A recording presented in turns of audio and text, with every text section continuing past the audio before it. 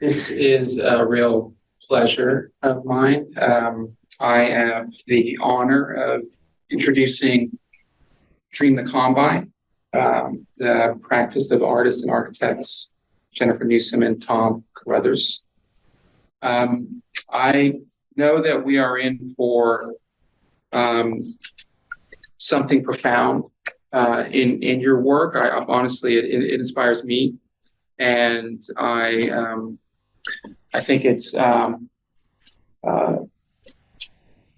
somehow the combination of how you give form to things that are difficult to describe, but through a real precision and detail that I'm sure we'll talk about. Real quickly, they create site-specific installations. They do using metaphor, imaginary environments, perceptual uncertainties that, in their own words, cast doubt on our own known understanding of the world. They are winners of the 2023 Emerging Voices Award from the Architecture League, the Rome Prize in Architecture, the United States Artists Fellowship, the 2021 McKnight Fellowship, the Miller Prize as well, the MoMA PS1 awards. Actually, these are, I list these, I usually wouldn't do this, but these are actually really, they're hard to get, and they are at the pinnacle of our discipline, especially in this form of practice that is a hard road. I would argue you chose a hard road. They met at Yale Architecture School. Jennifer's a licensed architect and assistant professor at Cornell, as is Tom, assistant professor, and was also the lead assistant for Ursula von Breitensbart, and formerly had a metal fabrication studio. So one thing I just want to say before opening it up to the lecture is, our discipline is difficult and often is not known for being generous, let's say. But somehow through this hard road that you've taken, your architecture has this ethic of generosity, and somehow I think we will we'll see why and how this comes to form. But in your own words, architecture has the capacity to welcome, and I really appreciate that. And I just have one. I was thinking of a J.G. Ballard little line, a quote from his, that because I really appreciate this detail that you bring into things that are difficult and uncertain. And J.G. Ballard has this quote about the zipper. He said, "The zipper is this small, astute machine that has found an elegant way of restraining and rediscovering all the lost enchantments of the flesh." Mm-hmm. Dream the Combine. Thank you so much.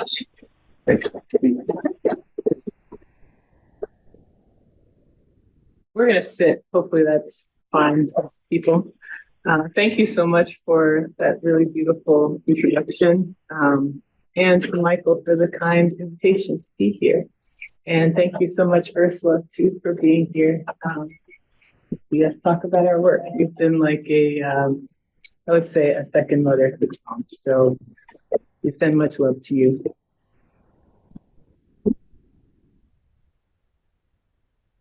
It's important to start with gratitude. I will also say that we have a good solid deck for you.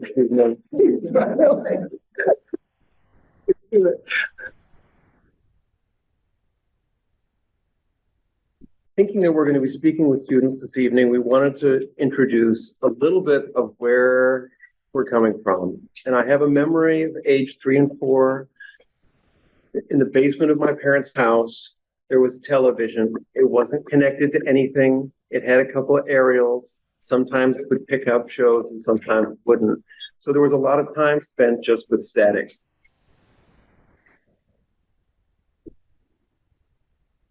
The universe was born, apparently, in 1965, as with so many things, in the state of New Jersey.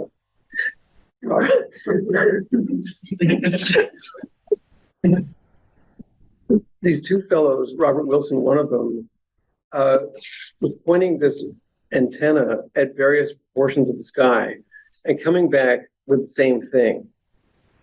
This image that we see on the screen behind us, which is an after image, 13.5 billion years old, from this moment when the universe became transparent, when it went from being a kind of solid plasmic entity filled with refraction, but no reflection.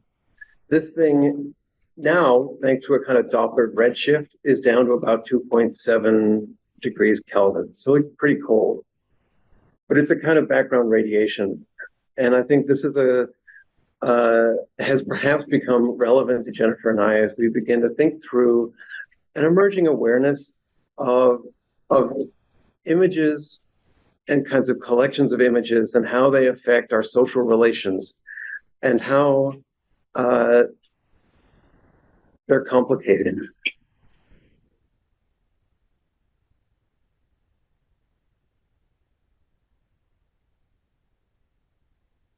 For me, the process of compiling things, more or less, is about getting at what it is I'm actually obsessed with or attracted to, which is not necessarily apparent if you have one or two images. You have to figure out, you have to have a large enough sample to figure out how these things overlap and sort of get at what it is. I rewired myself to push towards things that disturb me. I'm fascinated by quotations because there's a way that one can become embodied in someone else's language, but also that one can begin, it's sort of like post-play, to adopt, like if you have the costume or even the armor of someone else.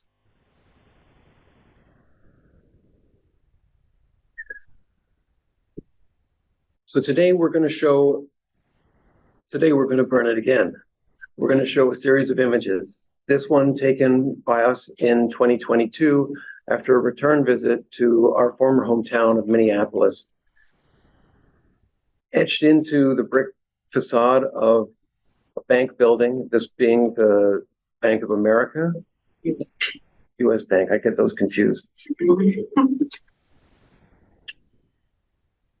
There's a way that one can see not only the initial etching in of a word, but also the erasure, the attempted erasure, as a facade of materiality starts to reassert itself.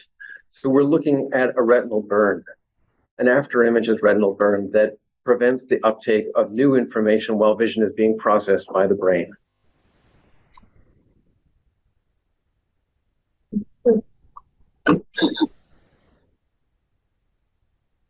We've just come back from spending a year in Rome, and there's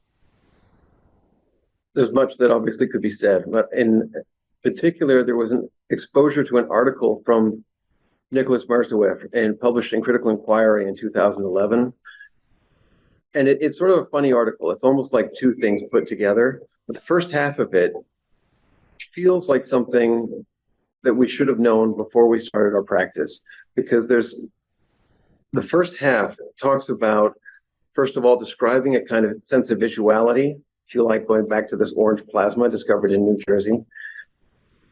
But also there's piercingly an assertion of a right to look relative to an environment or a kind of visual environment and its effect on social relations. And if I stumble over my words here, bear with me. Jennifer will likely have a better sense of flow. Thank you. Sometimes I get nervous. Classifying, separating, and aestheticizing together form what I shall call a complex of visuality.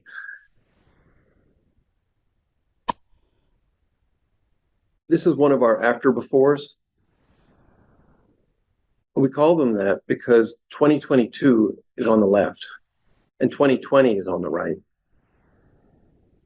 And there's a questioning of the caliber of imagination that's being marshaled. What is the future that's being reinscribed here? Are we doing justice to injustice? Architecture participates in these influx of images. And I mean, you can see certain tweaks. Like this was a kind of infamous moment. Kitty Corner to the 3rd Precinct in Minneapolis. This was a moment in the protests where a counter-protester, a white guy such as myself, dressed in black military fatigues, just starts breaking windows. And it was a complicated space. And so I hope in today's talk, we're going to begin to open up some reflections that we've had on that time of ours in Minneapolis, in addition to showing a couple of projects. So I'll close the intro out here. The right to look claims autonomy from this authority, refuses to be segregated, and spontaneously invents new forms. This lecture, the aspiration is that it's a living archive of images that the two of us are going to talk through, and we really look forward to and welcome conversation at the end. So the first project we're going to show is Hide and Seek, which is from the Young Architects program. And so we'll kind of walk through some of the things that influence each of these projects and then get to the sort of candy of the, I guess, bulk of the images. But we started here thinking about this project. So thinking about people, about art, about public space, about joy, and about transgression as well. So this is a piece by Lorraine O'Grady called Art Is from 1983. Where 15 dancers, all wearing white, moving through the streets in Harlem at the African American Day Parade, holding these kind of framing devices, these gilt borders. And there are a number of kind of framing devices in this sort of composition of photographs. There's actually 40 photographs, yeah. So most of them actually are kind of a landscape orientation. This is the sole portrait one and is usually sort of offset from the rest of the kind of collection of images. There's a number of kind of framing devices here. So the kind of compositional frame of each image, the police line cordoning off the street, and then also this sort of art historicizing boundary. And we were really intrigued by this project and the kind of address of the folks who are captured in this frame and sort of complicating this notion of who gets to be the art in this context. And so a lot of our projects, they start with an image and some text. And so this was our like very early competition proposal for YAP. And there were a couple of quotations that sort of anchored this text. One by Edward Said and the other by Fred Moten. And so I'll just read them here, they're on the left. But we must eliminate our systems of representation that carry with them the kind of authority which, to my mind, has been repressive because it doesn't permit or make room for interventions on the part of those represented. The alternative would be a representational system that was participatory and collaborative, non-coercive rather than imposed. But as you know, this is not a simple matter. And so for us, when kind of faced with the reality of this courtyard space that is bounded by these 15-foot high concrete walls, we thought a lot about how the trick, of course, is this refusal of border under the constraint of borders, constant, and position. And so how do we kind of continually break outside of this frame, refuse it in some way, acknowledge the kind of two-faced nature of this wall, that it is both about a shutting in and an excluding out. So I think, a lot of the kind of maneuvers that we made in this space were about kind of exploring the dual nature of this frame, and that this kind of intersect of lines in this space could sort of challenge this kind of, this sort of limiting conception of space. So we first started thinking about the courtyards themselves, and they're kind of like these sort of neighborhood, there's a sort of, they're kind of abstract, it's like a leftover space, really. I mean, it's like it shouldn't really exist. The space is sort of the intersect from these abstract processes of map making, kind of like Mata Clark's Fake Estates project. So trying to kind of for ourselves, I think as like a young practice, getting an email from MoMA was a little bit like, what? Okay. So trying to figure out also ways of like deprivileging this site and being able to even just begin to make anything in this place. I think that was a crucial one, was the like taking what is a storied space. I forget if it was 18. I think there had been 18 previous years, and beginning to look not only at those as kind of precedents of working in that environment.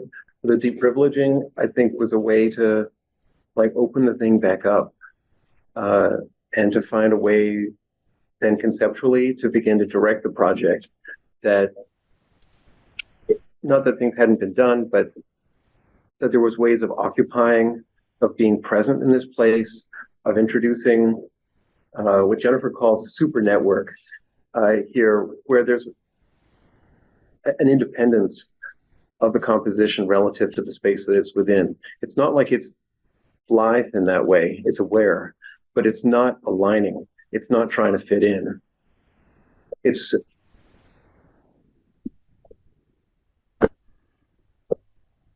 has a life to it.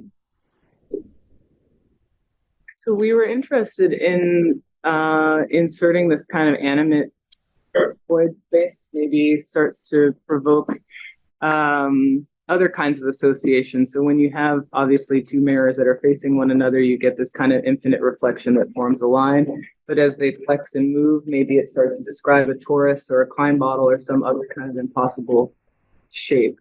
So in this kind of flexing mirror space, does this produce a kind of, new set of sort of social relationships in this context? So we were really interested in, reading a lot of like kind of performance theory and thinking about histories of movement, the ways in which movements travel through a crowd. This sort of long runway space we imagine both as like, space for sitting and kind of chilling and lounging, but also another kind of method of display. So there's always this kind of like fashion parade in PS1. But also thinking about it as a kind of constructed space that can imaginatively like break through the boundaries of these walls. So this is the quarter scale model that we made for the competition that had these like removable doors at each sort of moment where these kind of thick lines intersected with this concrete wall, again, trying to disrupt this notion of periphery. Early kind of ray trace models, and then using those to make this series of urchins that we presented at the competition to the competition jury. So each one describing a kind of different flexed void that would be penetrating this space. It's funny, one of my former mentors saw this model when it was displayed at MoMA across the hall from Ursula's sculpture that was also in the lobby at that time. And he was like, editing, you needed to edit. And I'm like, yeah, okay, obviously you did. So the editing process happened when things get real. So we worked in collaboration with a very good friend of ours, Clayton Binkley, who at that point was an engineer at Arup and has since gone out on his own, has his own practice. But through the generosity of Arup being able to get a LiDAR scan of the entire courtyard, and then using these kind of existing tie holes in the concrete to mount our structure, our installation, and working off of this like kind of highly coordinated Rhino model. So yeah, then the reality of the thing, which I think was overwhelming for some people in the administration at MoMA, but this is the reality of what we were dealing with. You're like, you approved this project. But all of these pieces were kind of, I guess, like prefabricated in chunks in Minneapolis and then sort of welded together on site. But also kind of thinking of this project as a kind of like job training program in a way. So how do we also inflect who gets to build? So we hired a lot of women and people of color straight out of trade school. and kind of paired them with more experienced millwrights. So also a number of them got union jobs after working on this, which was super exciting. That's Maddie. Also working at speed. So a number of drawings were like done by hand on Sunday afternoon, talking with the engineer. But this is the kind of mirror node that supports each of these kind of flexing mirrored planes. So what we were calling these butterfly frames take all of the kind of lateral loads out of the system. And these mirrors, they pivot off of kind of a single point. So we thought of this as almost like a drawing in space, really, that each of these are kind of single point perspective drawing with a wandering vanishing point at the center. So these panels, they move left to right, up, down, like your eye can move, but they don't rotate or twist. So there's a kind of way in which the choreography of the movement of the piece also sort of reinscribes this kind of way of looking or way of seeing. It's always painful for me to imagine when Jennifer's or I say that, because there's this feeling of the tendency of the eye to want to rotate around the optical nerve. And that obviously would create incident reports here, which did not occur. Also, at like each point where these kind of lines intersected this concrete wall, we had these graphite murals on the inner and outer face. Again, is this kind of like register as you're moving through the neighborhood of, you know, this, at least a kind of gesture that you're moving through and transgressing through these walls. So as probably many of you know, the program for this competition is to provide seating, shading, and water. And it has taken myriad forms over the years. In our project, we kind of arrayed that sectionally. So, you know, seating below, shading above, and then the water emanates from this kind of truss system that spans the courtyard spaces. So here you can see the installation kind of traversing each of the, let's say, 4 courtyard spaces of MoMA's. It's about 18,000 square feet. And we kind of imagine this like one idea per page, one idea per space. So that long runway space is the letter A. And then B was maybe, it's my favorite space, which is this kind of urban scaled hammock. It's like 18 by 27 feet. And we'll show some more pictures of that. The scale of that was somewhat set in inspiration to an installation that Ursula did at Sculpture Center, where in the kind of small room beneath the mezzanine, Ursula installed ocean floor, which I don't know if any of you are, but the kind of a compression of it's like quite massive work of sculpture inside that room. There's a certain like set of kind of rotation around the space. And the result, in a way, people ask us at times in lectures, like, okay, you're saying these things. How do you know that people actually, there was a kind of society or sociality as a part of the project? Well, we got to know the security team pretty well. And in particular, Ernest, who was running, that's what maybe is an apt name for someone who is in charge of security. Although I haven't put that together, surprisingly. At any rate, you know, they actually pay attention to what people are doing. It's not just from a kind of curatorial point of view, which is interesting to understand, like, what do people do when it rains? Like, what do people do when it gets really hot? Like, what are the habits of people? And we'd hung the competition proposal conceptually upon an idea of, like, let's privilege people over property in this instance. Like, what would that mean in terms of working on like just procedural memory as an approach? And one of the advantages to a collaborative way of working, and forgive me if I'm jumping the gun on this, but there's a way that I'm sure many of us have read the Master and Margarita by Mikhail Bulgakov, and it has a kind of interesting premise in a way that the devil's actually the one who decides who gets into heaven, and God is an insane creator, that the creator may not know what they do. And in this instance, Jennifer had a pretty strong emotional moment early in the research on the project saying, I want to make a place where people can feel in place. And that felt like a kind of freedom, like a kind of release from other potential agendas, other kind of histories or ways of interacting with this kind of place. It said, okay, what does that actually mean? Public schools in New York are not universally welcoming spaces. You know, this is a pretty storied space as it is. I appreciate the description, characterizations of architecture is not the most generous of disciplines. You know, this became a moment where we could begin to propose not just a kind of formal exercise here, but begin to question what is the form actually working in service of. If we are a service profession, that seems like a reasonable question. So what that comes down to is one idea per page. You know, 4 spaces, got to think about a crowd of 1 and a crowd of 5,000. Did I skip a? Go ahead. I'm just gonna.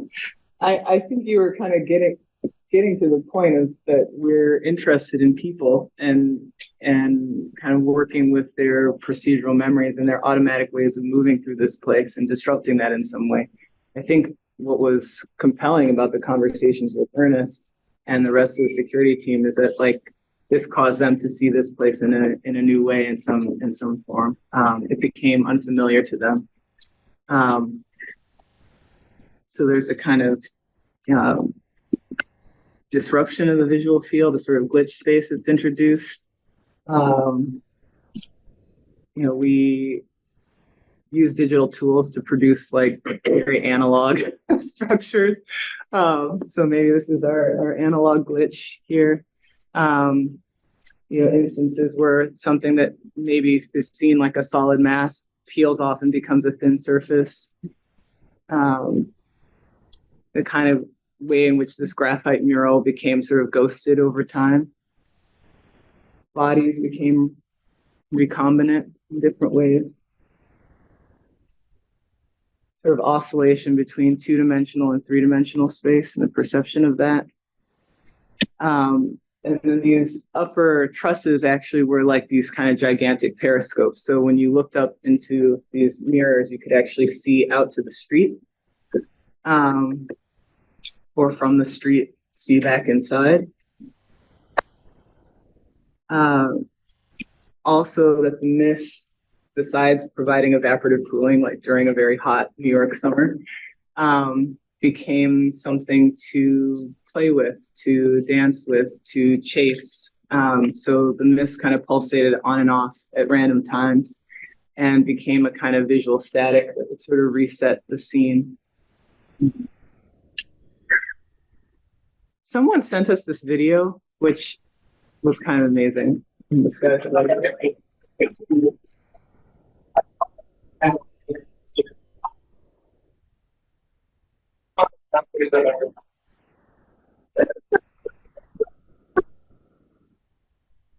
was like, Aaron, really? That's so cool. That was at one point when the mist actually came out of the bottom of the hammock.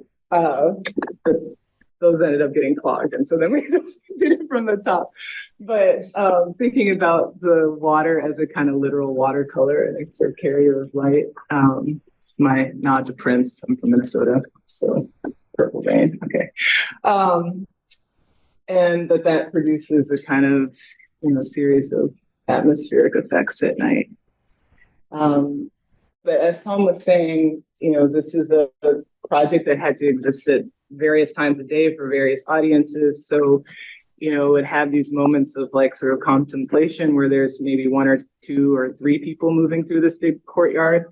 And then other moments where, there's a crowd of 5,000 people there. So in a way, this image is our kind of response to Lorraine O'Grady's piece.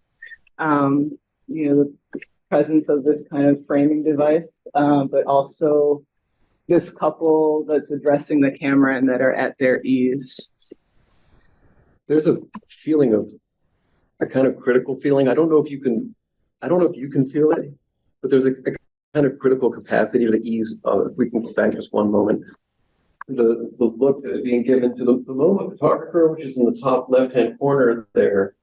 There's a real critical ease to this couple that gets at something in the Lorena Brady piece, which is that it's not like a kind of performative joy that's being exercised in that moment, that the complexity of emotions within and without of those guilt frames that keeps at least me coming back again and again to that collection of 40 images. So we also had some ideas about different like activations of this place. So riffing off of the childhood game of the title, hide and seek, there was a double Dutch performance. We also wanted to have a community meal on this long runway. In the hammock, we wanted to have nap time at the museum for neighborhood kids. Ultimately, the museum said they were better with objects than with people, which I've been listening to. Okay, as an honest statement. It's honest.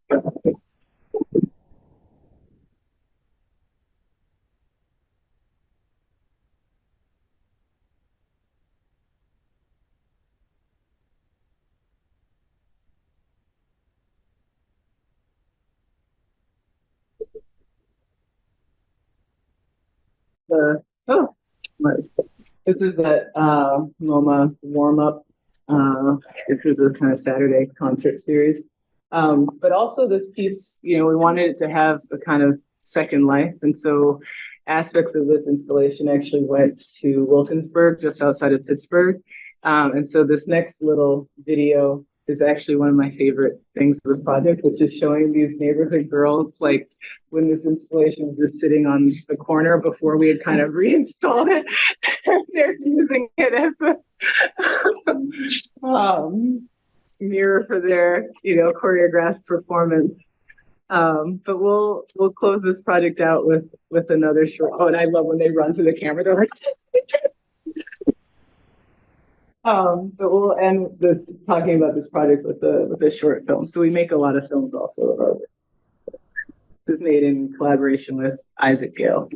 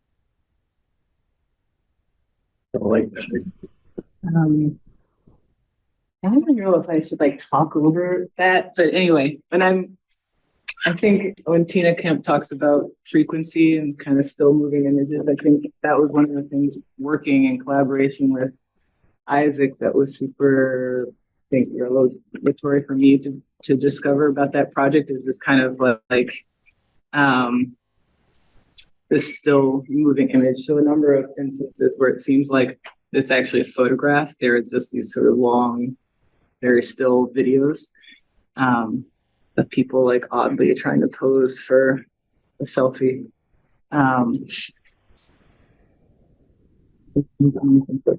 Sorry. Okay.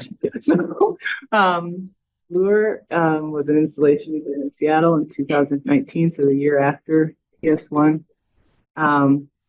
I'm just going to let this play. We talk a lot about blind spots. So we acknowledge that we're still parsing through our own work. A blind spot is an obscuration of the visual field caused by the area where the optic nerve enters the retina. We know that vision is both projective and receptive, with the mind making sense of the light information presented to the eye. There are things that we can't yet recognize or know about our own work.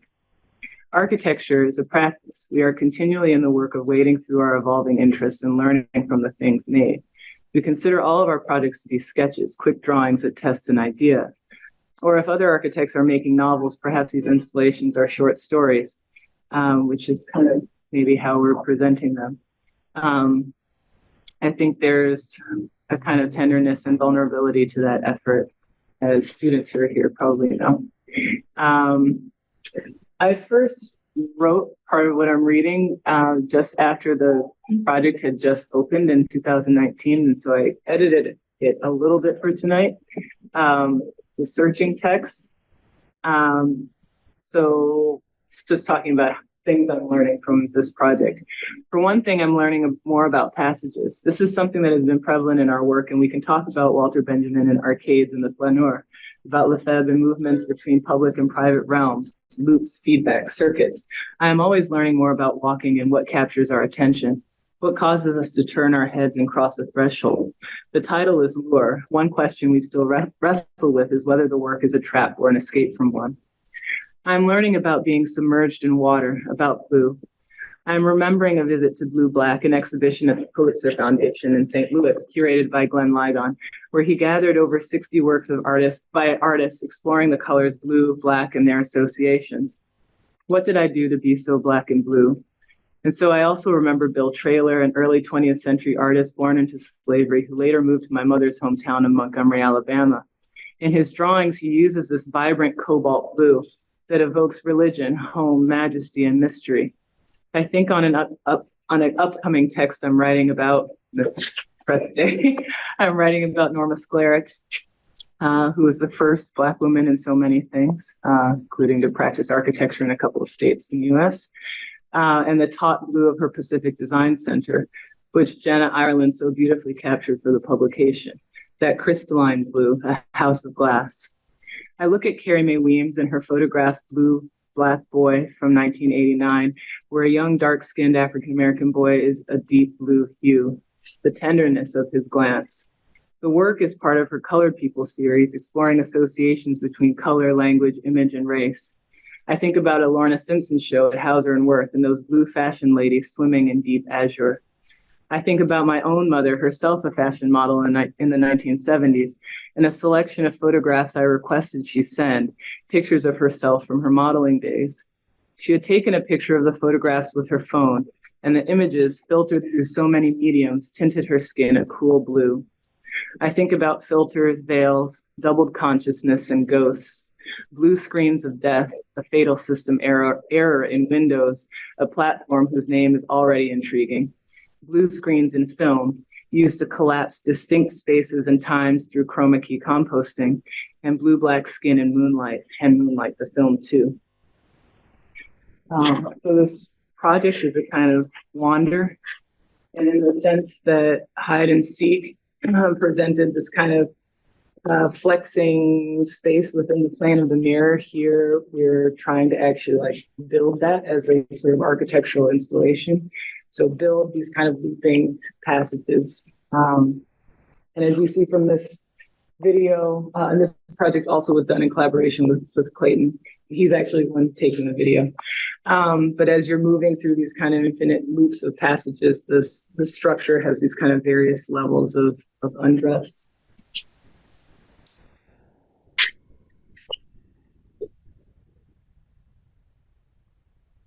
People could not find this installation. You'd send them the Google Maps link and say, hey, meet me here, because we want to meet the curator at SAM or whatever, the Seattle Art Museum or whoever it is. And inevitably, we'd have to go out into this neighborhood. You know, it's a settler grid, yes, and Paul Allen owned most of it and leased much of it to other companies, including Amazon's headquarters. But people could not find this place.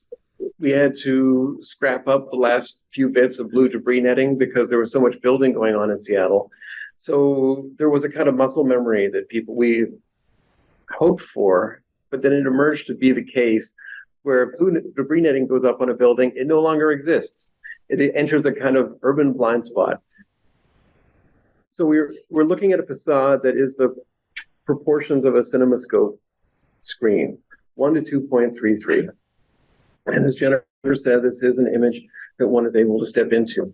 We're utilizing languages of film and theatric scenography in the service of creating a kind of derive, something that's going to pull you inside viscerally.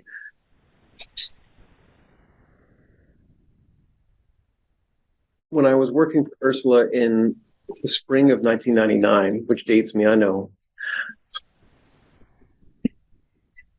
to get back to where I was staying, I had to take the JMZ to the F, and I would get off in Dumbo.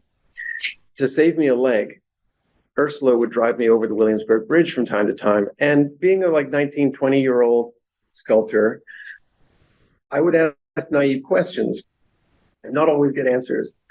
But this one in particular stuck with me because I asked Ursula, how do you know when a piece is done? And there was a smile, and the smile was not for me. The smile was for you to yourself. And you said, oh, you feel it. And that's stuck with me and has become a kind of litmus test for the two of us to let anything out of the studio. But there's got to be a kind of resonance. And it doesn't mean you don't know the work and how it's going to be active and alive in its particular place with the peoples and publics who are going to be a part of it. But there's enough that you can kind of feel between the gaps and trust that something's going to work out.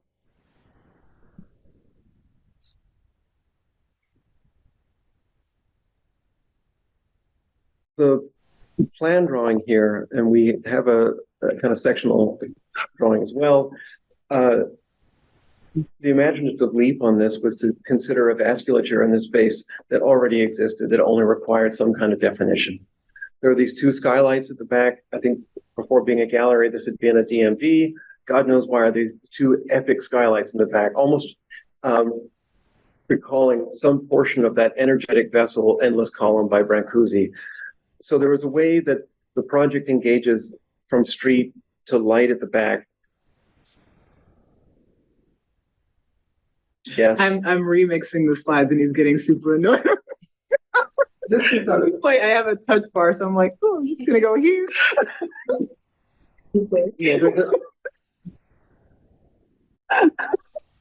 Short circuits my brain because I pay attention to these precedents. You take them on board. And there is no small pleasure to be able to sit to think like, okay, what is this about a kind of foreshortened perspective, a kind of false depth, a reinscription of the city inside itself that you see in the Teatro Olimpico, this idealized city, if you like, a more illusory instantiation of a kind of visual practice within the fabric of a city that has strong connotations of, I mean, just to name it, power, ideas of place, conditioning of sight, presence of welcome. There's a lot that gets loaded into these things. So by taking the kind of infinite allée promised by the Teatro Olimpico and flexing on that, and not as a kind of fixed idea or static idea of infinity, where you meet yourself at the end, although we may do that as well. I think by proposing a kind of more visceral wander through possible infinities that can be Jennifer, we've got to stop talking so much and show more pictures. So we just want to give you a kind of embodied sense of what it was like to be here. Yes, it's made out of steel and debris netting, but the debris netting has a kind of fleshiness. It's on top of expanded metal mesh. So when you step on that, it's like a skin. That veil, it actually has a texture. It yields underneath your feet. The expanded metal mesh has a kind of springiness. So it's not so much that what is in a kind of although it has the crisp appearance of perhaps a taut crystalline volume, the feeling is actually something that is more visceral. Showing my age with this. Faulty memory. So this blue is kind of like a parasite in this space. And you mentioned before the chroma key. So we thought about this kind of screen and the way in which the blue screen or the green screen is used in cinematic practices to kind of map one space or replace one space with another. Precisely because our skin tones don't have blue or green in them, which means that you can swap us out and move us anywhere. So this becomes a kind of vessel, a body in and of itself. And there's imaginatively at least, a critique of sight. Who gets to use that term? We're in a settler grid. The title rights are undergirded by, ultimately, doctrine of discovery documents from the late 1400s in Rome. Who gets to use the term sight? What defines this particular 50-foot by 50-foot by, 18-foot tall volume space? There's a privilege there, and the other side of privilege is dominance. So, there you go. Into the next project. Okay, I'm going to skip that. The last thing that we're going to show is actually a cycle of works. So, okay, that was, which is a project that exists across currently 4 cities, 3 of which have been developed. And I think, we've been talking a lot about the sort of social relations that are mediated through images. And I think this article by Roxanne Gay, Tragedy Plays on an Infinite Loop, Do You Really Want to Keep Hitting Replay, is something that I think complicates this. No matter where we are, no matter who we are, we can be part of the spectacle. I've got everything on tape. But then we think about that in contrast to what it means to be a witness and the importance of witnessing and telling what you've seen. When I learned to look at death, to see someone dying and not turn away, I'm a young girl living in a moment of transgression. I am a witness. I must be willing to tell what I've seen. So we dedicated this cycle of works, and it's the first time we've ever done 4 that were all considered together, to Darnella Frazier, who was a young woman in sweatpants here, who took the kind of the video that then went viral of George Floyd's murder. And this is actually an image that's produced from the body cam footage of the police officer looking at her. So thinking about this event that we lived through in very kind of intimate ways. We were living in Minneapolis at the time, which is my hometown. And reflecting on that and thinking about obviously you can't begin to approximate what it must have been like to stand there. And we haven't watched any of these videos. I don't watch any of these videos that get circulated. But the fact of being part of an event, creating an image of an event, having a memory of an event, and the kind of way in which that gets looped and replayed. And so this cycle of works was during our residency at the American Academy in Rome. We met Michael. And thinking through this kind of doubled, tripled, quadrupled way of seeing, I made some drawings in response, thinking about perspective as this kind of visual system that allows images to move from one place to another, right? That you can ostensibly translate a sort of three-dimensional scene into a two-dimensional plane, move that somewhere else, and have an image of that place in a different context. But also the way in which perspective is mobilized as a kind of totalizing view. So this drawing has two sets of horizon lines, and then each kind of 1 inch long figure or element in the drawing is projected to two sets of vanishing points on each line as a way to think about the image and the event happening simultaneously. We have a close friend, colleague, architect, Tao Dufour, who in his recent book, which I think was launched here, and he also, here if I'm not wrong, he talks about his work, one aspect of his work, which is an ethnographic study of candomblé in Brazil. And part of that is developing an understanding of a figure seen twice. The event occurs, and then there is the image that the reflection back upon that. And it may be that maybe it's a misreading, or in my case, a misunderstanding, but there's a way that can be imagined as a kind of space, spatiality, where there's actually a kind of, perhaps a literally productive,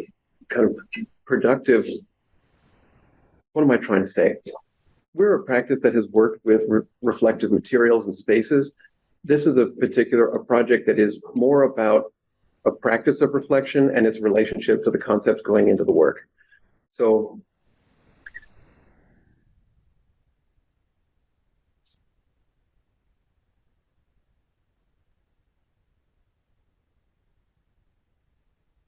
this is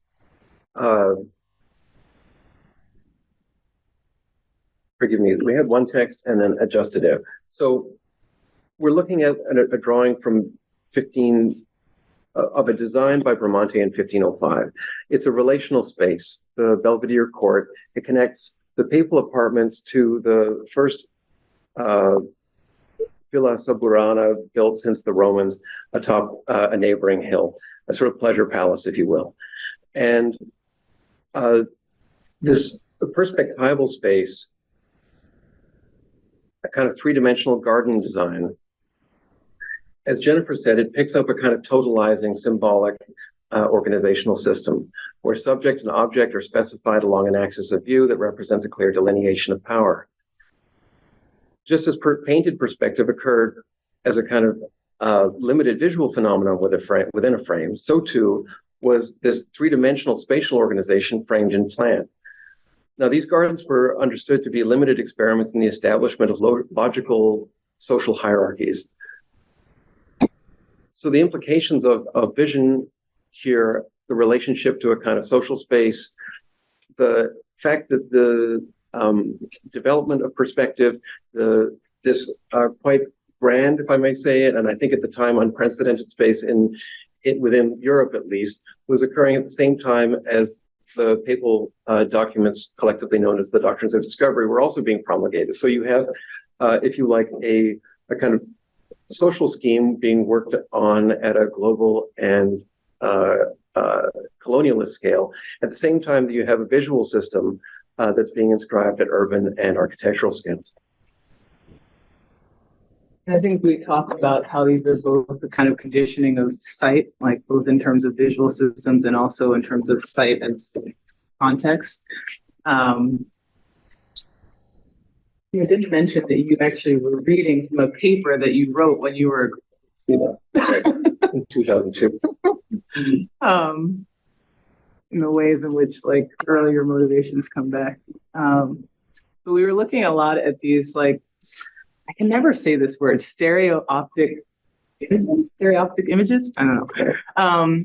Here by Duchamp, and then also looking at one of the Columbian Exposition, which while we were in Rome, thinking of that as a kind of doppelganger site to this place, because it was actually, the Academy was established at the conclusion of this event.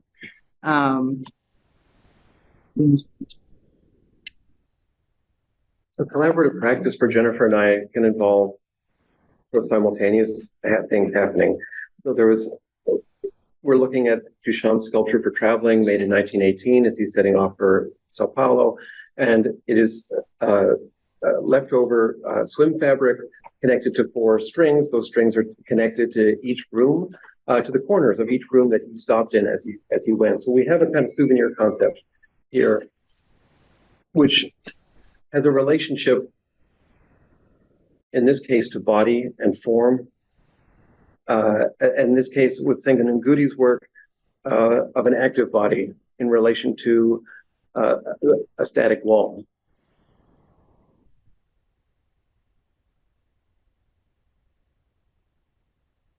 Go. It's so simple. Jennifer starts remixing things, and so I look over to say, like, where you think the thread is going with this one. But this is where we went to Rome to look at spatial imaginaries.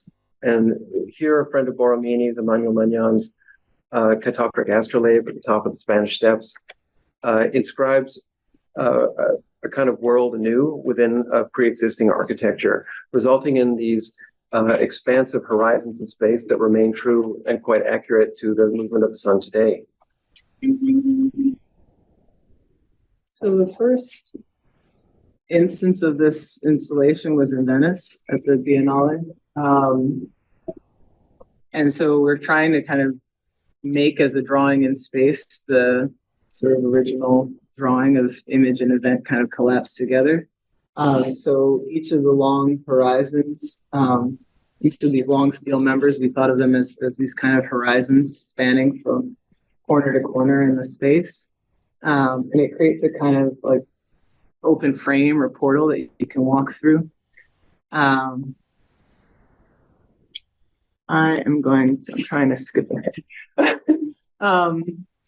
But thinking about this portal in the context of the kind of curatorial framing of the Biennale, I'm just going to read this from Dion Brand. There is a sense in the mind of not being here or there, of no way out or in, as if the door had set up its own reflection. Caught between the two, we live in the diaspora, in the sea between. Imagining our ancestors stepping through these portals, one senses people stepping out into nothing. One senses a surreal space, an inexplicable space. Our inheritance in the diaspora is to live in this inexplicable space. One is caught in a few feet between. The frame of the doorway is a space of true existence. So I think a lot of the project is about this kind of stepping over this threshold, the sort of the tragedy of that kind of rupture, but also the sort of joy making that must be made in counter to it. So in looking at this installation, as you kind of move around it, in one instance, the figure, the sort of suspended element in the center is parallel to one horizon. Another, it's perpendicular. And in the last, it's kind of moves out of frame, as though it's kind of in flight.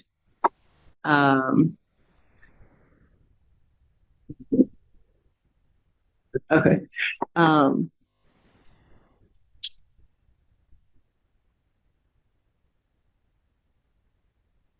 So these individual components, they also had a kind of flexion. They bent under their own self-weight, so they're not straight. Like, I think that's actually became really kind of important for us, that there is about this kind of arc or world or horizon that's kind of inscribed within this space. It has a kind of buoyancy that speaks to the kind of liquidity of this place, the water. But also, that it's operating at a kind of scale that matches the sort of, massiveness of this building, actually. So we're using, kind of riffing off of this piece by Chris Burden called Samson, where every time a visitor to the museum passed through this turnstile, it kind of put incremental pressure on the building. Where in this space, it's a historic building, so you can't like anchor to anything. So we're just pushing against the walls of, pushing against the architecture of the building. So we work again closely for this project on the engineering with Clayton, and we're pushing anywhere from 1,000 to 3,000 pounds at each end into these interstices of this existing building. And as no doubt many of you have been to the Correria, it's a 316-meter long single point perspective. So where the extruding, if you like, the vanishing point is this rope that then goes to structure the vessels that carry the Venetian economy to the furthest points of its empire. In this case, slaves or Slavs.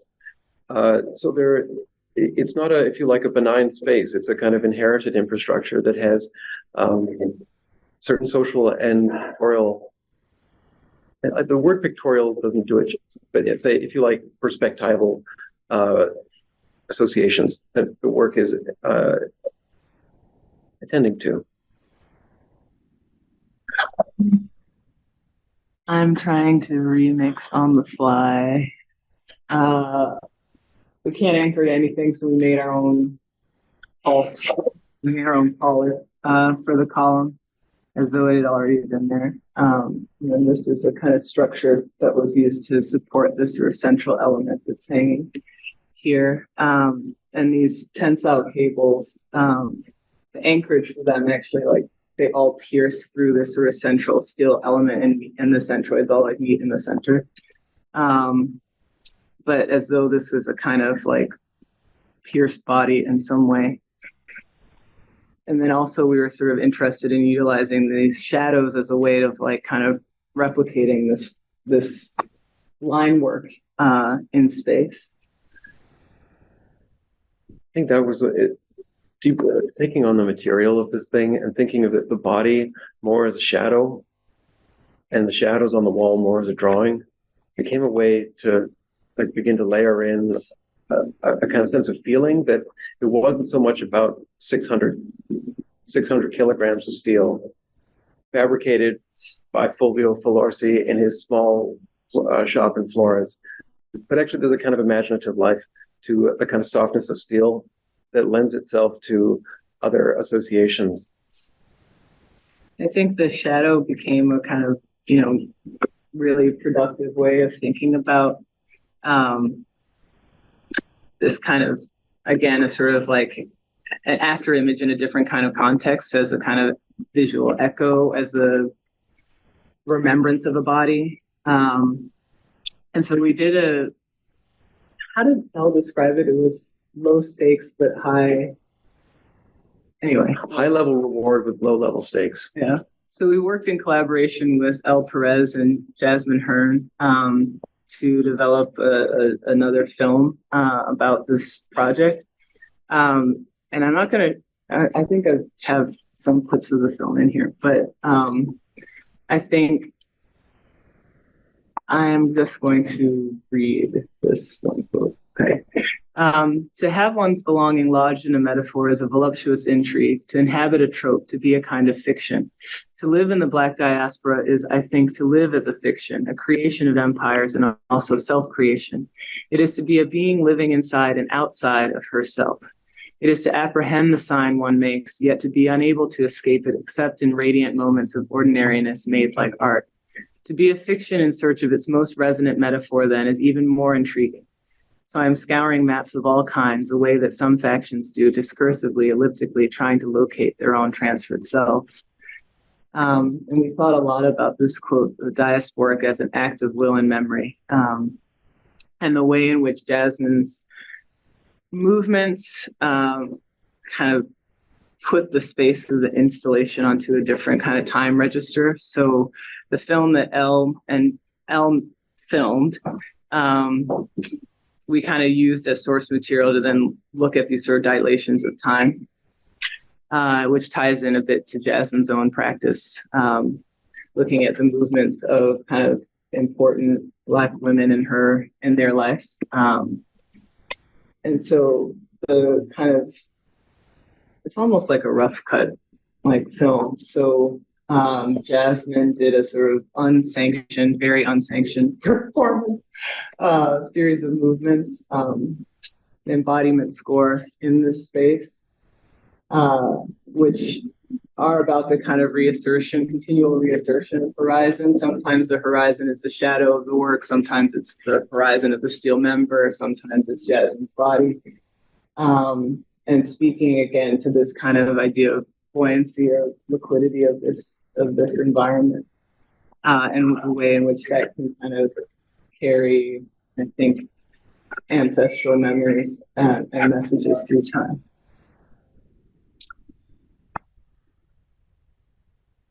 We have more below full, and yet we are at about an hour of your time. So I think we might close here with a quote from a friend of Jennifer's. Okay.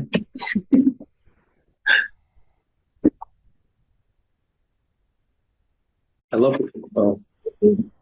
the capacity of your work to receive, to be a receiver or a sounding system, to receive movement around it and the passage of time. If we have time, we'll show the other two instances which are in Rome and Chicago, but we can also just end here. We had a couple of provocations as a way of opening a Q&A, of just putting up some images that we think are sort of important in our practice, of this kind of looking again and witnessing. So, yeah, thank you.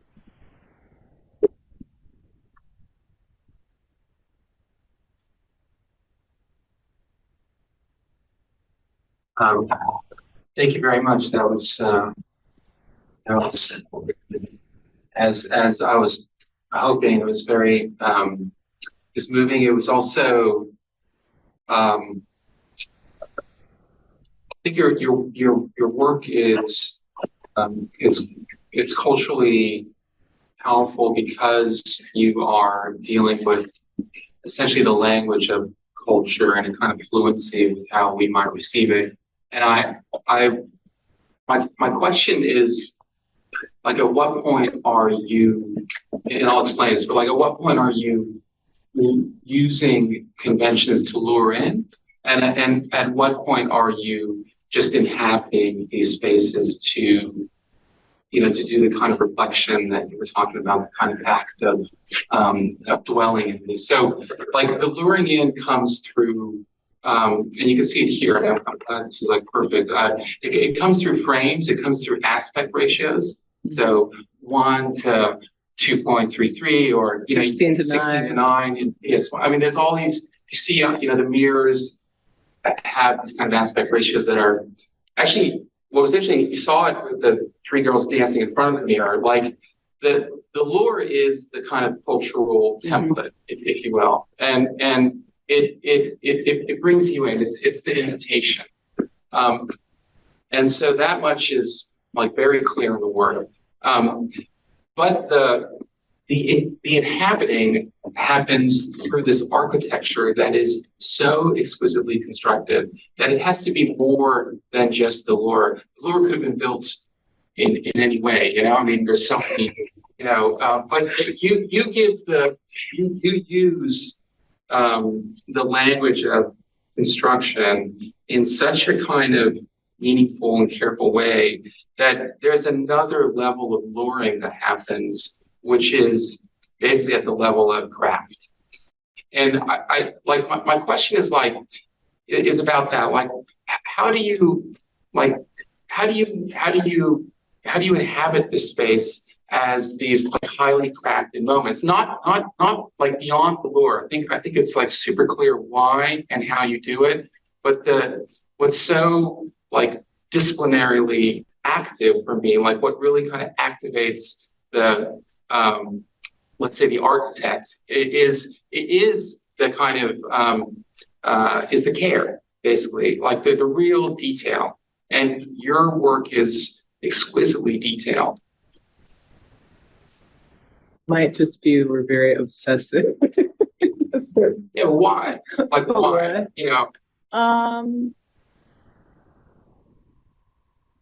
Love wise. Yeah, there's a moment for hide and seek. I mean, this is like a super compressed timeline, right? Like we submit the proposal October, we find out we're finalists in November, we like win the competition, find out we won at the beginning of February, and the whole thing has to be like designed, fabricated, installed by the end of June. But one of my favorite / maddening moments of the process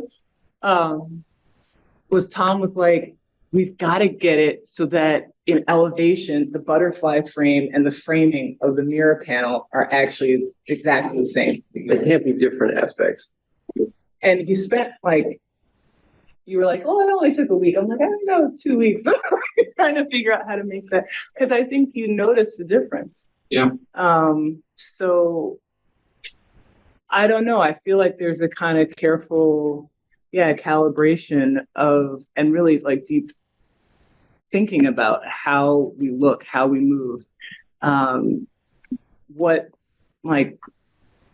What is that thing that's going to grab you that'll take you out of your kind of automatic ways of moving? Like in hide and seek, there's this like very, very narrow mirror that just like pivots you into that courtyard that has the hammock. Now, I mean, people would probably walk in there if they didn't have that, but we also manipulated the jambs going into that space so that they're angled and racked to imply that line passing through the space. So I don't know. I feel like at every sort of registration point, we're trying to think about it like down to, the like small crafted touched thing.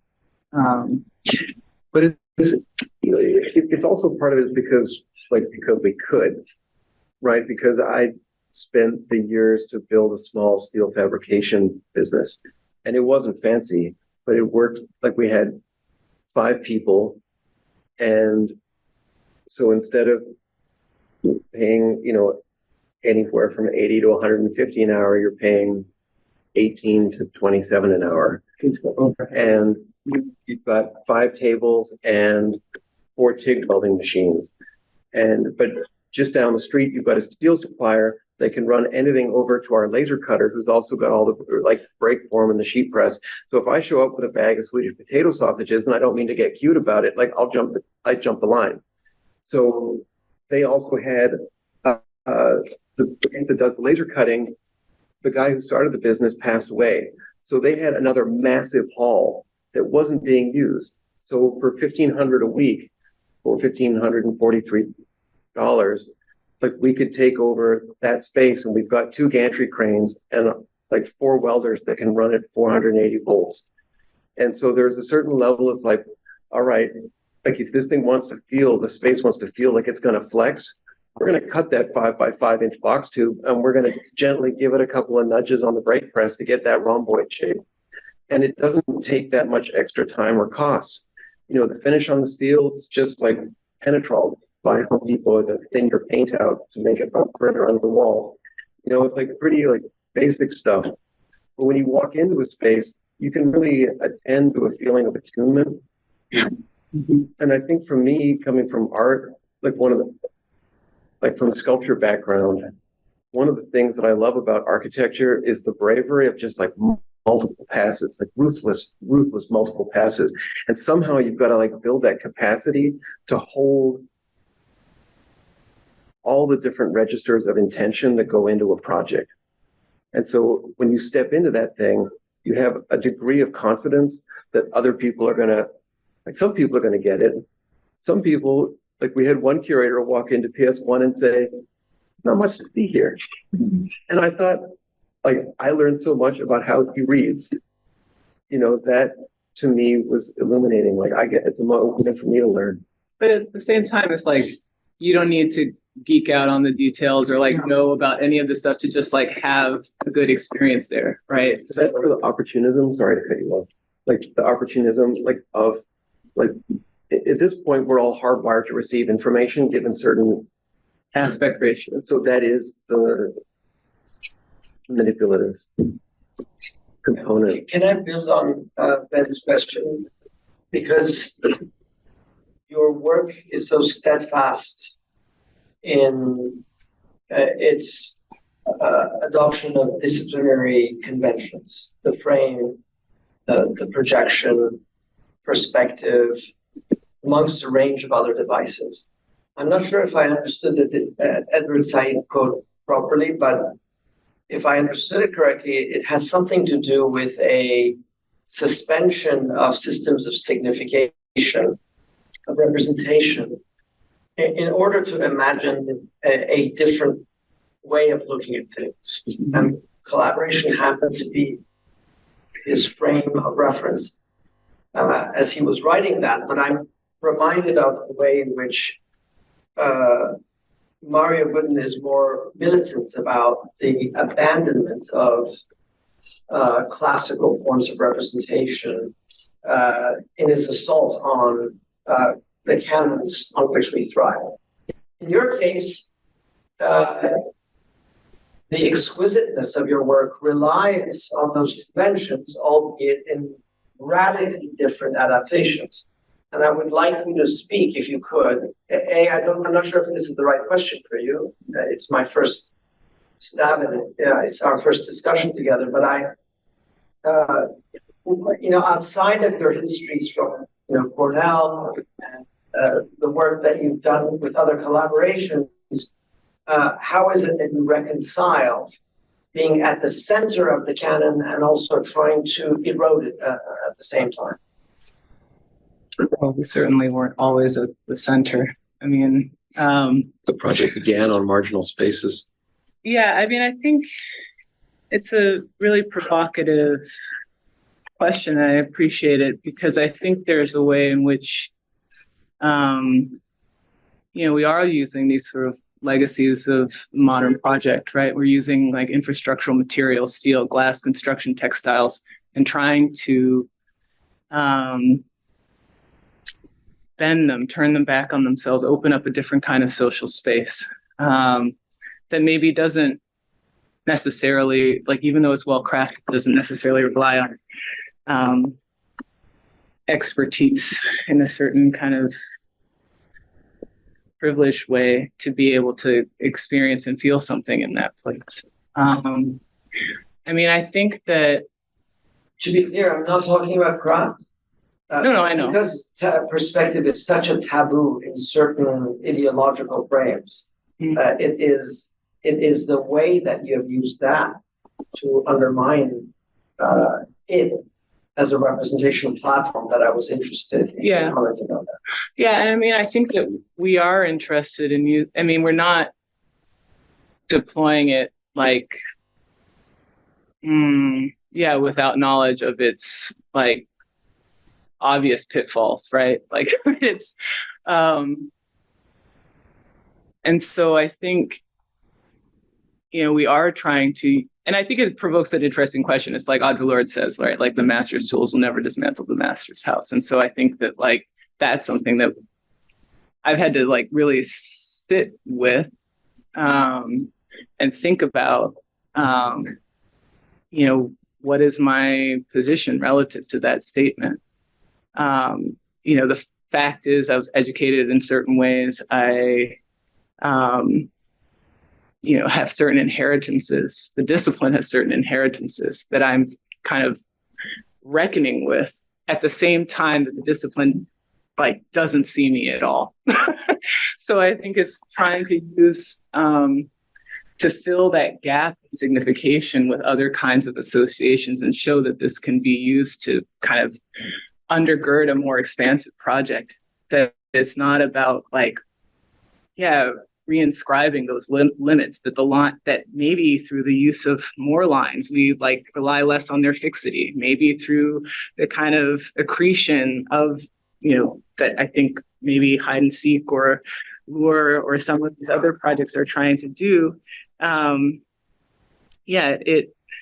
It destabilizes the kind of hegemony of that perspective, of that way of looking, and opens it up to see that there's some other thing that's operative there. Like, I remember when Mitch McEwen and Jerome Hayford went to hide and seek, they said, there's something else happening here. They couldn't necessarily say what it was, but it was like you could feel it when you walked through it to a certain extent. And I'm not doing a good job of like like very eloquently answering your question, because I don't know if I really have. It's a complicated question, so I appreciate it very much, and it's something that I think we are wrestling with. It depends on who asks the question. If Mario asks the question, it will be asked in a much more provocative way. Mm-hmm. If I'm asking it, it's in an embracing way, because I associate with the way in which we're trapped by systems of representation at the same time that we're trying to resist them. Yeah. But I guess I'm also trying to see how it's at the end of the day, architecture is a very precise intellectual craft. In the same way that you build a perspective, you unbuild it in anamorphosis, and I see you acting in many ways on it in that way. But I don't know your intellectual trajectory beyond what you said today, so I was trying to mine that out.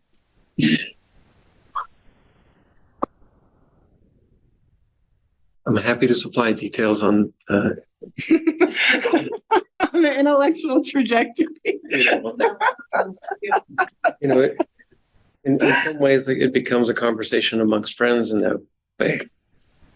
There is, I remember I left undergrad before finishing. I was pretty frustrated with the kind of learning I was engaged with at the time. And I was fortunate to spend nearly a year working at Ursula's studio, both in Brooklyn and upstate. And I went back to finish after that, whatever that was, 9-10 months. I think I'd borrowed $5,000 from my dad. And then I miraculously made $5,000 with Ursula. So it was like it all timed out. But I went back and I made some graphite drawings for my thesis project. And I bring this up because it's like a kind of maybe a way to approach answering the question, which is that the way to use a stick of graphite and a sheet of paper, like there are certain conventions that we're comfortable with that could produce an array of sort of plus or minus well-known artifacts that can come from that. I found that by taking the graphite and using it as pursuing a kind of erasure through mark making, that a dense application of graphite provided a way to read not only the first marks, but also the last marks on the page.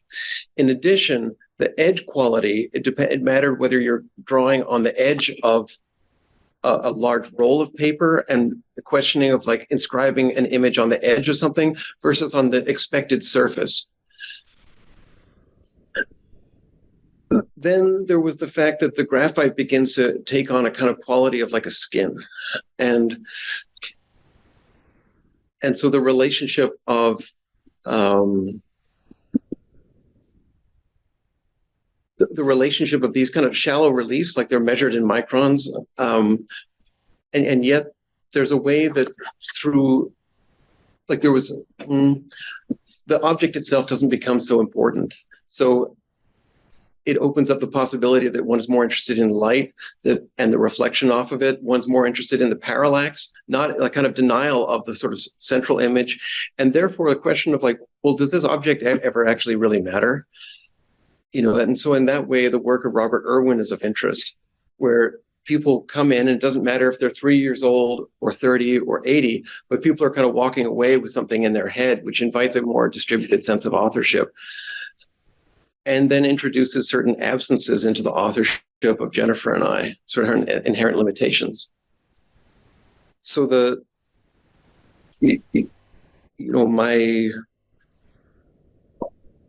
maybe one way is to answer it, and hopefully it doesn't come across as sounding naive, but there is a way of like things becoming apparent as you go along.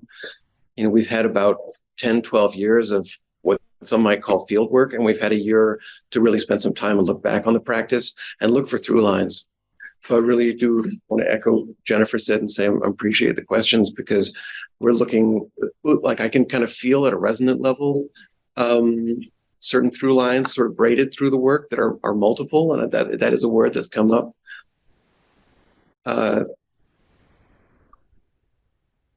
get the sense I might not be giving you the answer that you're looking for, but I'm just trying to I feel like the way that Bell Hooks talks about truth being kind of radical proposition, I think that's where it's at the present moment.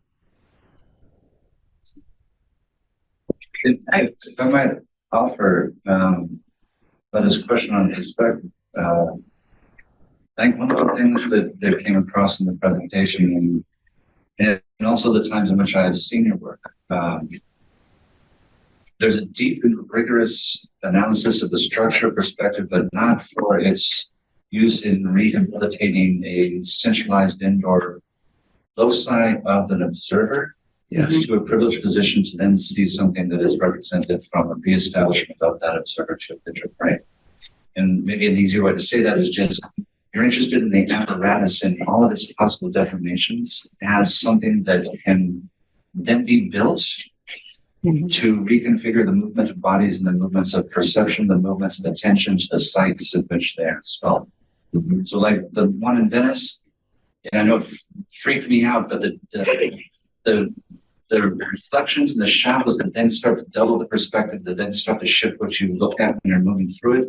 And all of a sudden, I think I told you guys this, when I was there, I thought the pipes, the drainage pipes were part of the piece because they were almost the same dimension as the structural pipes. And so there's this really weird relationship to context that perspective apparatus or armature allowed me to participate in, but never to inhabit the situation in which it would become my view or a single view, or actually any view. It was a way in which to redirect attention to things in the background that are usually overlooked. And the PS1, I think the first time I went there, I said to myself, I didn't realize there was a hole in that wall. But there wasn't a hole in the wall. There was a mirror that had popped through reflection, a hole perceptually, where I knew there wasn't a hole, but all of a sudden I started to see the PS1 corridor, which I've been too many times before, in a totally different manner. And that required really, really kind of close attention to the structures and apparatuses of perspective vision as we use them in representation. It shifted to a totally different bodily experience, a totally different focus of what it was that was being reconstructed. And I think I appreciate those comments very much. And I think that, I was having a conversation with Mijin even about like aesthetic flattening, that like the sort of rigor of how it's made, the attention to detail, that is there a way in which the sort of like aesthetics of the project like flatten the reading of it, like the ability to like see other things in the project.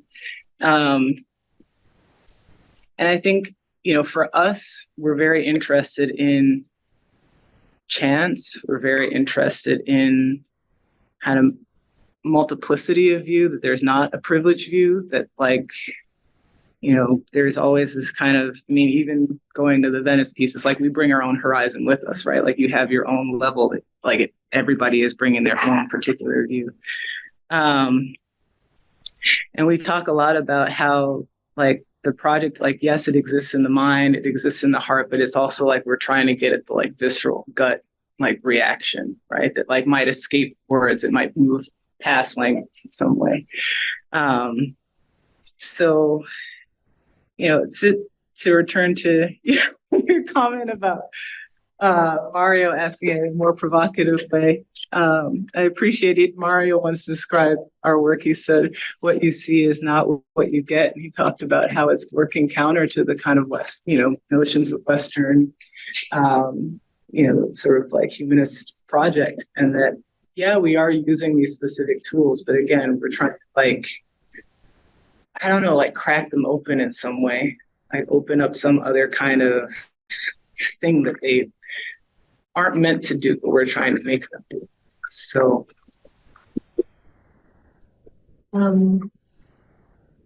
it's been great to hear about the work, having spent time with Venice and Chicago, and also to hear, to connect it with the rest.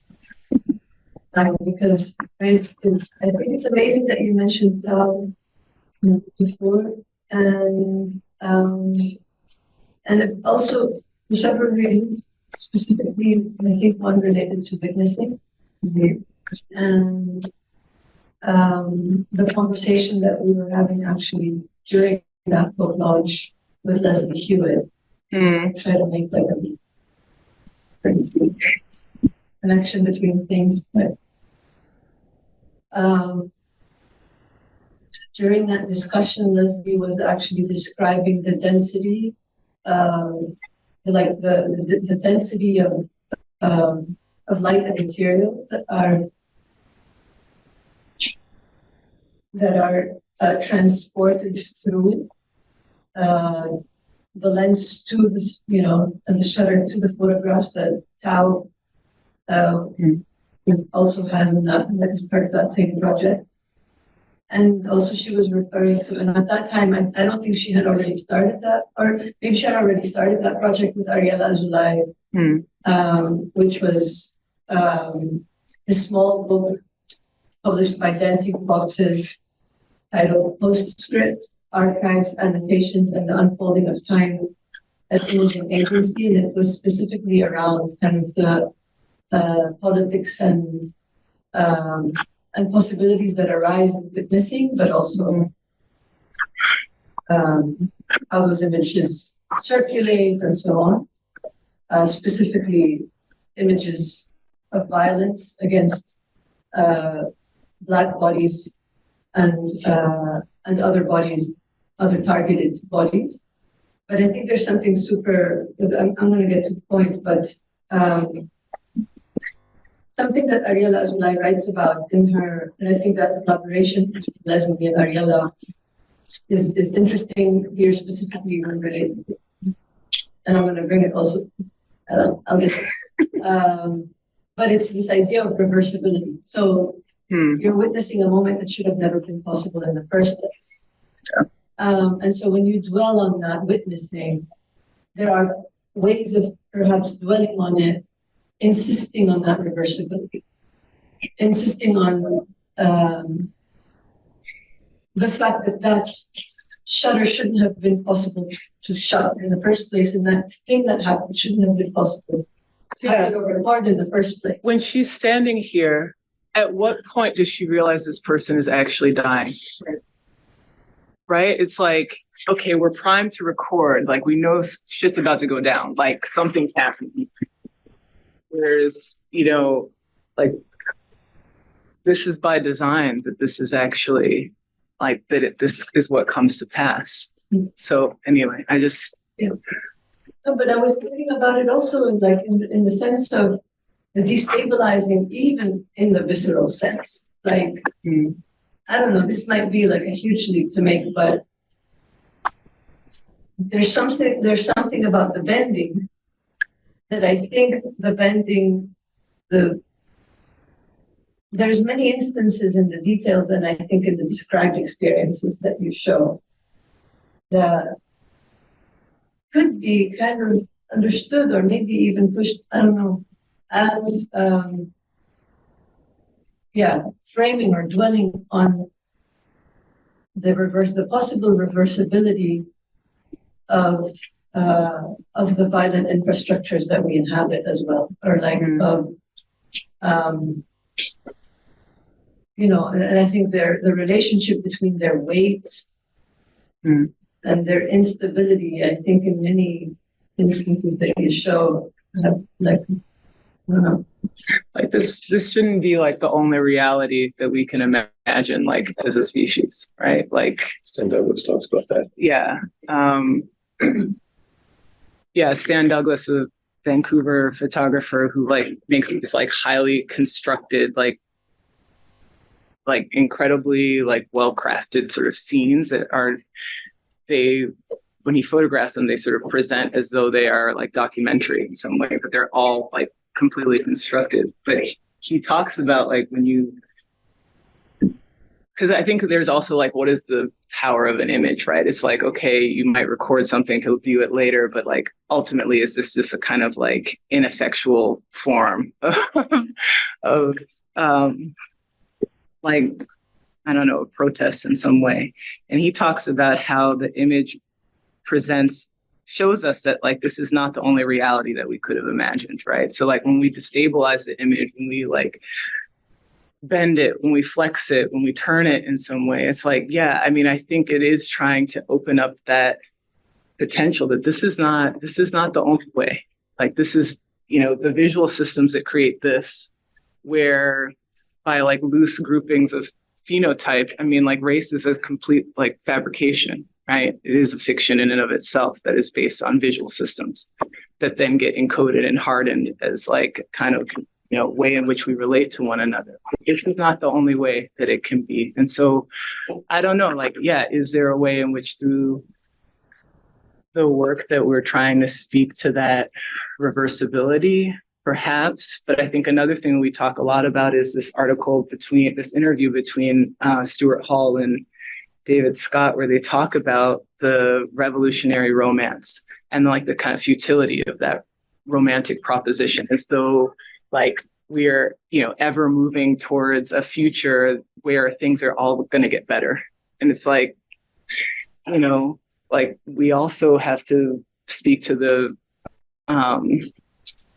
failure of the revolutionary romance too. So, it's like, hey, we make installations without like have all the answers here. But I think, with the tools we have, trying to like make some sort of commentary.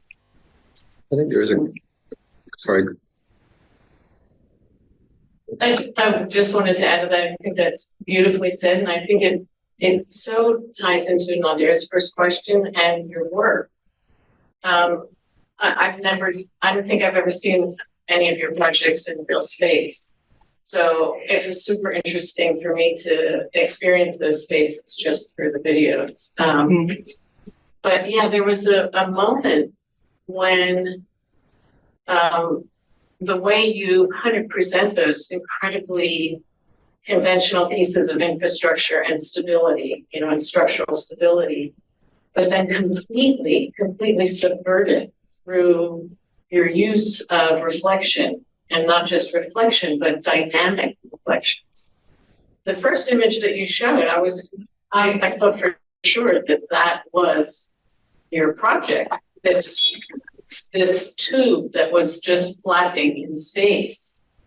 And, when I understood the object better, I was struck by the sense that you were actually giving people in the space the option to be able to be in it in a very different way, so that however much you're authoring a thing, you're also offering and authoring the potential to read it totally differently and experience it totally differently. So being in the space, there are multiple ways that one can choose to be present and to dwell in that space. And I found that really kind of extraordinary relative to kind of the notion that there's a proper way to view the work of architecture or a pathway through a space, but to offer those multiple readings in real time. While you're doing both at the same time. There's the canon and convention, and there's the capacity to view those places and have a completely different experience. So that was pretty remarkable. There's a moment in the summers in PS1 where around 2 or 3 o'clock in the afternoon, a wind comes off the Atlantic. All the mirrors start to move, and there are moments where you get the mirrors would move. It was like an $80 part from Napa Auto Park. We bought, I don't know however many of them, 15. When the wind comes through, and we'd experienced this before with a piece in Minneapolis. Yeah, the video that you're referring to of the tube flexing, that's Longing, which is like an earlier iteration of that project. So Hide and Seek is sort of Longing in like mass parallel. But in that instance, I think the prairie wind has agency, has a kind of personhood. So that's independent of, it's not like me pushing on the mirror and then getting an effect. It's not me being present while someone else works the mirror and seeing an effect, but there's also a kind of a presence of like something else in the room. And for me, that's provocative. That's opening up, to a kind of non-human actors, perhaps ideas of animism that are, start to destabilize, if you like, the kind of fixity of human subject, certainly able-bodied human subject of whatever denomination. So there is something in that kind of, like there's a sort of dry pleasure in being there for those moments where like subjectivity swaps out. And, I invite maybe another term, which is we've been talking about lately, which is overwriting. I think there's a questioning, and you saw it in our after before, of like the reversibility. They're trying. You see it in our image, Burn It Again. Like they're trying to like reverse and go back and pretend like something didn't happen. They're trying to erase traces, to not have to acknowledge certain events or people or actions that took place in those spaces. But there's something actually a bit more honest, and honestly just like less precious about just like letting things like one thing right over top of the other and see what actually begins to foreground or background.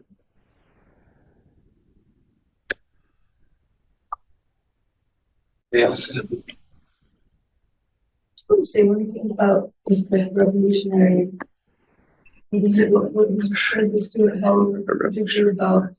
Like revolutionary romance. Revolutionary romance, I think that the power of running in the moment is reversibility of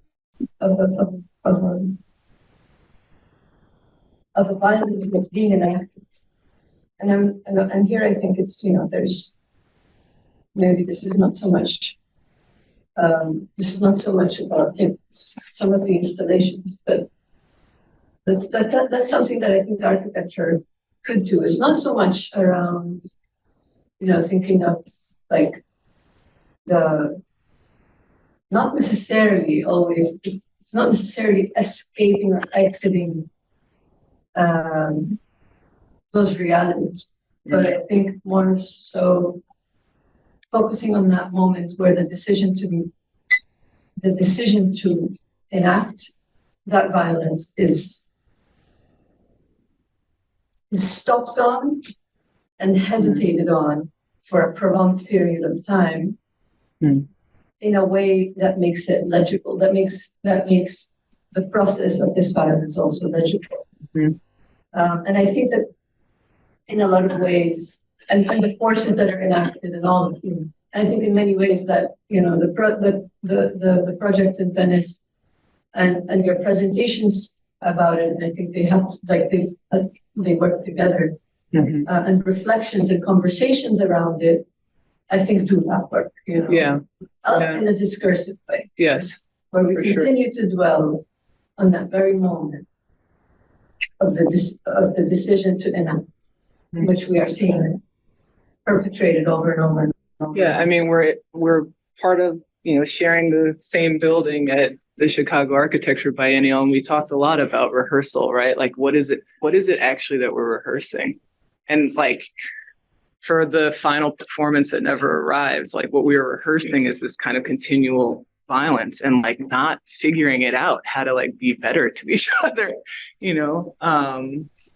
Amy Culper has a really like fantastic installation, the Cultural Center, that speaks about that like very explicitly. But it's so self-evident. It's like the loop, the recursion that we're contending with is like, what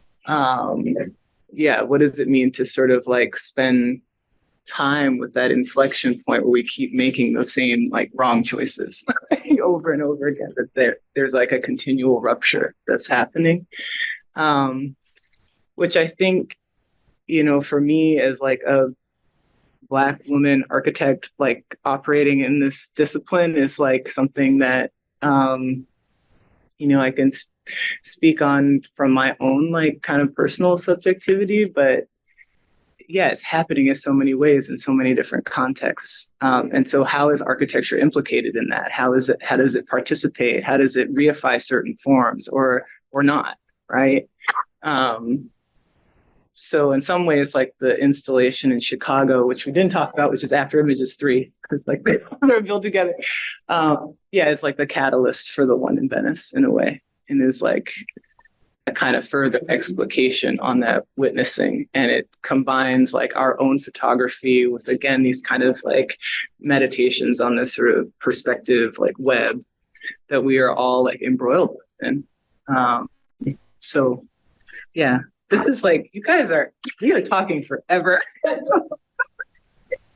Oh, sorry. There are more.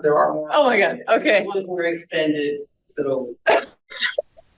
Okay, but in thinking about inscription and the possibility of reinscribing this, I think that was a good question before. And in the role that legibility, and if it's even possible to reinscribe something that's legible with something that, I think part of what I appreciate in your project is that you've taken away the kind of like just how legible things are, and like can be put into sentences like mirrors and tensions and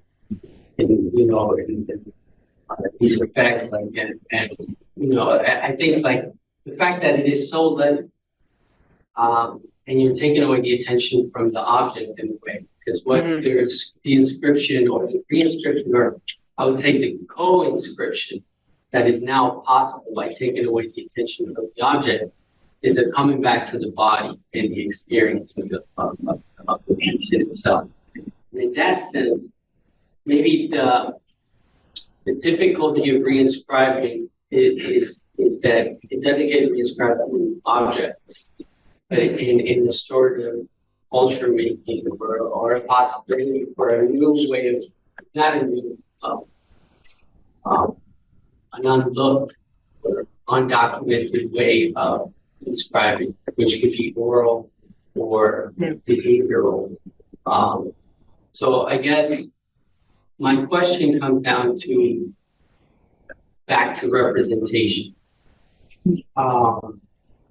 What is the next? Do you see a necessity for another layer of inscription of your project where it requires a sort of a different kind of staging in order for them to be documented as outside of the, let's say, the legibility that mechanic gives them, like outside of presentation at a school where only certain kind of people can listen to them, or certain kind of people can understand the deeper aspects of it or the subtleties of it, where it becomes more democratic, such as just experiencing it with your own body. Say that again. I think so. Do you want to go first? Go for it. One of the beauties is that you can ask the same question, you'll get answers. Yeah, it's interesting. Like, I realized I was like, we showed actually way more drawings than we ever actually show. Like on our website for a while, we were like, okay, no drawings, only like images where you're like really kind of in the project and no text. Like, want to emphasize that we like make things. But in terms of ways of representing the work that maybe escape our kind of like, I don't know, conventions of how like we as architects like communicate to other architects. I mean, I think I'm really interested in the way in which you kind of like put the work inside of your own body, right? There's like, it's very much for me, I think, informed by a kind of, I don't know, thinking about movement, thinking about not even necessarily choreography in a like planful way, but just that there are other types of like knowledge, right? We didn't talk about a project that we did in Columbus, Indiana,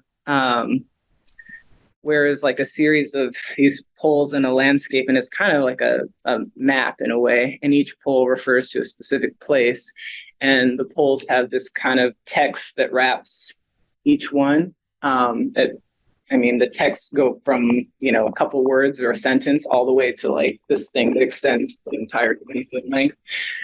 And we imagine that people would sort of use these poles, and as they read the text, they would kind of, it would induce a sort of dizzying movement. And each of these narratives are referring to different place names that were named after Christopher Columbus. So there's a certain kind of like navigation of the project that is like putting these sort of, counter narratives, these sort of dizzying stories like into the body, and that you would use these poles to kind of move from place to place. But what we didn't anticipate is a different way in which people actually experience the installation is they move the text into kind of a dialogic space. So people would stand on either side of the pole and they would read to each other the part of the text that they each could see. And so it kind of moved the project into like a, you know, vocalized like chorus in a different sort of way. I thought that was super beautiful. Like, you know, I mean, I don't know. Sometimes I'm like, I don't want to talk about this. You just go there and like experience it, you know?